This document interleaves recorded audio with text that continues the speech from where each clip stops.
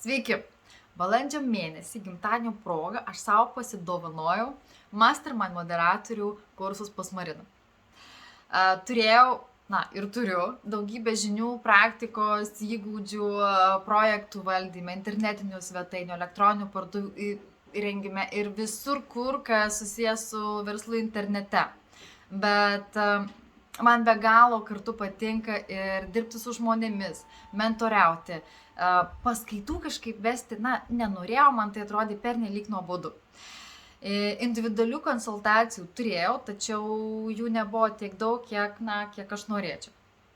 Ir būdama Start for Networking verslių moterų klube, aš jau buvau pažįstama keletą mėnesių su būtent Mastermind metodu ir vieną rytą susitikimo metu aš garsiai pasakiau, kad noriu pati išmokti vesti grupes. Taigi šiandien aš turiu nuostabų įrankį, kuriuo jau vedu savo pirmąją Mastermind grupę, kurioje yra 7 moterys siekiančios savo verslus, veiklas išvesti į internetą.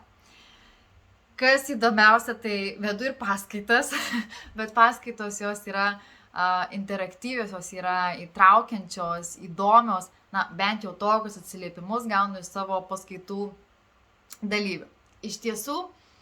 Iš tiesų aš gavau įrankį, kaip savo žinias ir įgūdžius panaudoti valdant ne po vieną žmogų, o visą grupę kartu ir turėti dar geresnius rezultatus negu individualiai.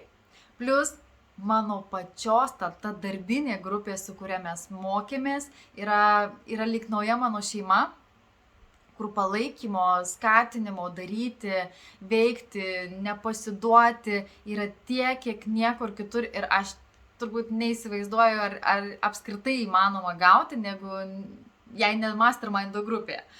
Tai ačiū labai Marinai už žinias, už struktūrą, už energiją, už palaikymą ir už naują šeimą.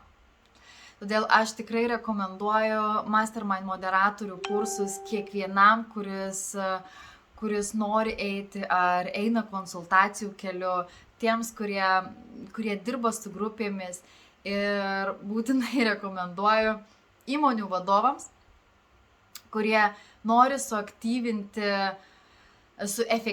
sakyčiau, procesus ir kad jų kolektyvas patys ne tik norėtų, bet iš tikrųjų ir pasiektų geresnių rezultatų. Ir kartu jūs net neįsivaizduojat, ką galima gauti būtent su tuo. Tai visų pirma, tai pagerėja mikroklimatas ir komanda tampa dar stipresnė.